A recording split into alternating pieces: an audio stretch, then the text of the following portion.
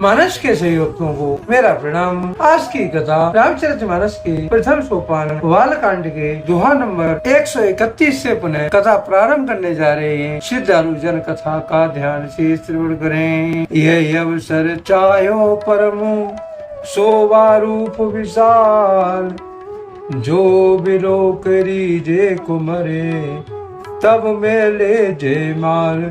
सियापति राम जय जय राम, मेरे प्रभु राम सीताराम। प्रभु की कृपा भय सब काजू, जन्म हमार सफल आजू।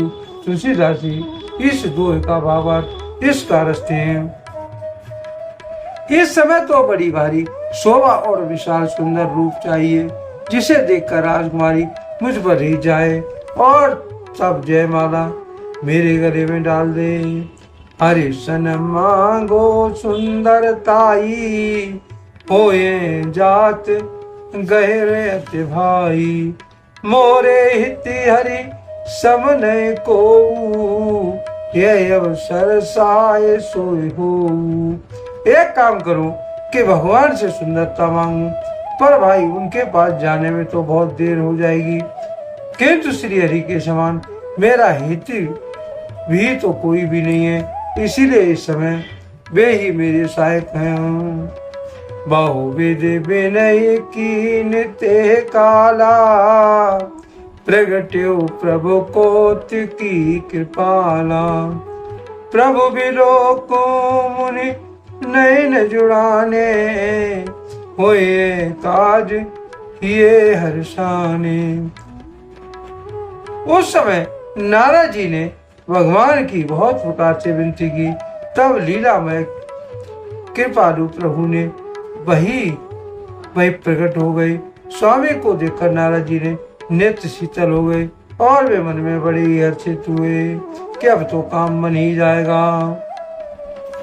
अति आरती कह कथा सुनाई, करो कृपा करे हो सहाई। आपन रूप देहु प्रभु मोही, आने भांति नहीं पावोही। नारद जी ने बहुत आर्त दीन होकर सब कथा कह सुनाई और प्रार्थना की, कृपा कीजिए और कृपा करके मेरे सहायक बनिए। हे प्रभु, आप अपना रूप मुझको दीजिए और किसी प्रकार में उस राजकन्या को नहीं पा सकता। जय विद्यनाथ होई हित मोरा, करो सुबेग दास में तोरा। निजी मायावल देख विशाला, यह हंसे बोले दीन दयाला। हे नाथ, जिस तरह मेरा है तो आप वही शीघ्र कीजिए। मैं आपका दास हूँ और अपनी माया का विशाल वर देख दीन दयालु भगवान मन ही मन हंसकर बोले। जय विधि हुई परम हिति, नारद सुनो तुम्हारे। सोए हम करम न आन कुछो, वचन न मृषा हमार। सियापति राम जय जय राम, मेरे प्रभु राम सीताराम।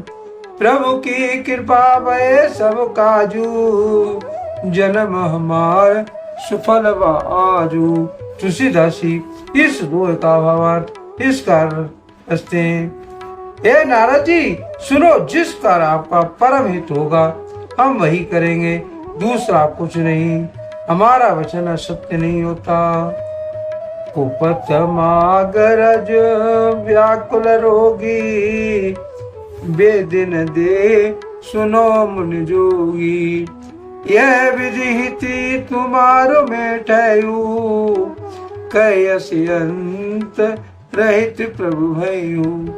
हे योगी मुनि, सुनियो, रोग से व्याकुल होगी, कुपात्र मांगे तो वैद्य से नहीं देते। इसी प्रकार मैंने भी तुम्हारा हित करने की ठान ली है। ऐसा कहकर भगवान अंतर ध्यान हो गए। माया विवश भये मुन मूढ़ा, समुझी नहीं हर गिरा निगूढ़ा। गवने तुरत तहां से राई, जहाँ स्वयंवर भूमि बनाई। भगवान की माया के वशीभूत हुए मुनि ऐसे मूड हो गए कि वे भगवान की अगूढ़ स्पष्ट वाणी को भी नहीं समझ सके। ऋषिराज नारद जी वहां पहुंच गए जहाँ स्वयंवर की भूमि बनाई गई थी। निज निज आसन बैठे राजा, बहु बनावो कर सहित समाजा।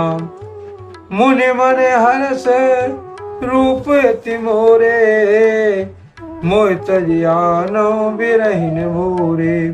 राजलोग खूब सज धज कर समाज सहित अपने अपने आसन पर बैठे थे। मुनि नारद मन ही मन प्रसन्न हो रहे थे कि मेरा रूप बड़ा सुंदर है, मुझे छोड़ कन्या भूल कर भी दूसरे को न वरेगी। मुनि कारण कृपा निदाना, दीन कुरूप न जाय बखाना। सो चरित्र रख काहू न पावा, नारद जान समय सिर नावा। कृपा निदान भगवान ने मुनि के कल्याण के लिए उन्हें ऐसा कुरूप बना दिया कि जिनका वर्णन नहीं हो सकता, पर यह चरित्र कोई भी नहीं जान सका। सबने उन्हें नारद ही जानकर प्रणाम किया। रही तहां दुई रुद्रगण, ते जाने सब भेव। विप्रवेश देखत फिरे, परम कौतुकी ते।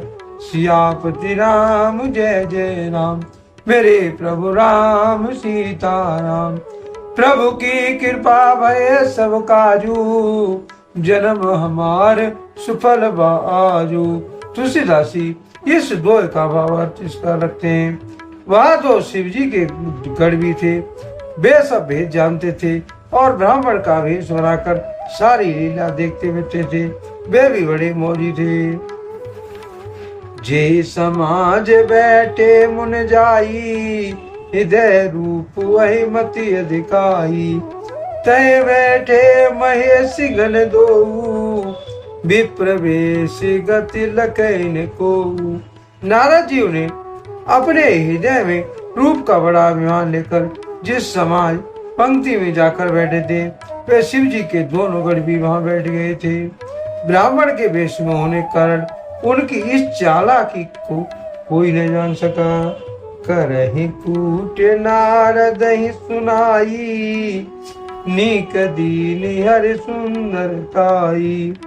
त्रिजय राज कुंवरे छब देखी, इन्हें बरे हर जान विशेषी। वे नारद जी को सुना सुना कर व्यंगवचन कहते थे।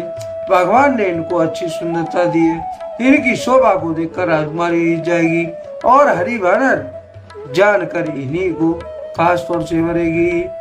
मुन ही मोह मन हाथ पर आए, हसे समुगन अति सचु पाए। जदपि सुने मुनि अटपट वाणी, समझ न परे बुद्ध ब्रह्मशानी। नारद मुनि को मोह हो रहा था क्योंकि उनका मन दूसरे के हाथ माया के वश में था। शिव जी के गढ़ बहुत प्रसन्न होकर हंस रहे थे। यद्यप मुनि उनकी अटपटी बातें भी सुन रहे थे, पर बुद्धि भ्रम में सनी हुई होने कारण वे बात उनकी समझ नहीं पाते थे। उनकी बातों को वे अपनी प्रशंसा समझ रहे थे। काहू न लका सो चरित विशेषा, सो स्वरूप नृप कन्या देखा। मरकट वदन भयंकर देही, देखत हृदय क्रोध बाते। इस विशेष चरित्र को किसी ने नहीं जाना, केवल राजकन्या ने नारद जी का वह रूप देखा। उसका बंदर सा मुंह और भयंकर शरीर देखते ही कन्या के हृदय में क्रोध उत्पन्न हो गया। सखी संग ले कुंवर तब, चले जन राज मराल। देखत प्रेम ही प्रसव, कर सरोज जय माल। सियापति राम जय जय राम, मेरे प्रभु राम सीताराम। प्रभु की कृपा वह सब काजू, जन्म हमार सुफल आजू। तुलसीदासी इस दोहे का भावार्थ इसका लिखते हैं। तब राजकुमारी सखियों को साथ लेकर इस तरह चली मानो राजहंसिनी चल रही है। वह अपने कमल जैसे हाथों में जयमाल लिए सब राजाओं को देखती हुई घूमने लगी। आज के लिए कथा का यही पर विराम दिया जाता है। यदि मुझसे कोई त्रुटि हो गई हो तो राम सेवक जानकर मुझे क्षमा करें। यदि आपको रामचरितमानस की ये कथा पसंद आई हो तो कमेंट में जय श्री राम अवश्य लिखें और अपने प्रिय मित्रों को कथा का शेयर करें। धन्यवाद। जय श्री राम।